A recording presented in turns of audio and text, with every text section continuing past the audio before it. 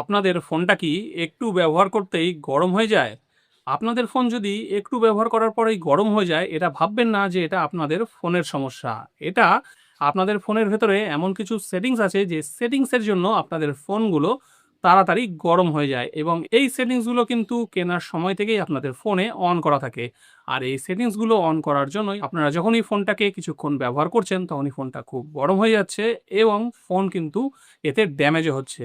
তো কি করলে আপনাদের ফোন আর গরম হবে না আর সেটিংস গুলোকে আমরা ঠিক করব সেটা আজকের ভিডিওতে দেখিয়ে দেবো। তো চলুন বন্ধুরা শুরু করি আজকের ভিডিও। তার আগে যদি আপনারা আমার এই চ্যানেলে নতুন হয়ে থাকেন, চ্যানেলটাকে সাবস্ক্রাইব করে নেবেন। ভিডিও ভালো লাগলে ভিডিওটাকে একটা লাইক করে অবশ্যই সবার সঙ্গে শেয়ার করবেন যাতে সবাই এই ইনফরমেশনটা জানতে পারে।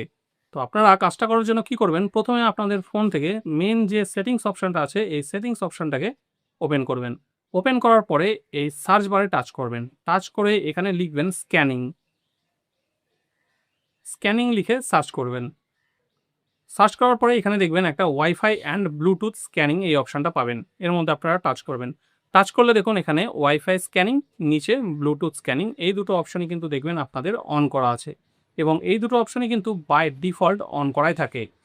এই দুটো অপশনকে কিন্তু আপনারা অফ করে দেবেন, কারণ এই দুটো অপশন অন করার জন্য সবসময় আপনাদের ফোনটাকে আপনারা যেখানে নিয়ে যাচ্ছেন সেখানে কোথায় ওয়াইফাই নেটওয়ার্ক আছে সেগুলোকে স্ক্যান করছে এবং কোথায় ব্লুটুথ ডিভাইস অ্যাক্টিভ আছে সেগুলো কিন্তু সবসময় স্ক্যান করতে থাকে সে এবং সেগুলোর সঙ্গে কানেক্ট হওয়ার চেষ্টা করে এবং এই জন্য কিন্তু আপনাদের প্রসেসরের উপরে প্রচণ্ড প্রেশার পড়ে এবং প্রসেসর প্রেশার পড়লে অটোমেটিক ফোন হিট হবেই, এটাই স্বাভাবিক। সেই জন্য এই দুটো অপশন কিন্তু অফ রাখবেন। আর এই দুটো অফ রাখা মানে এটা না যে আপনাদের ফোনের এখান থেকে ব্লুটুথ বা ওয়াইফাই অফ হয়ে গেছে। এই দুটো অফ থাকলেও কিন্তু ভেতরে এই দুটো কিন্তু ইনবিল্ট অন করা থাকে, ঠিক আছে?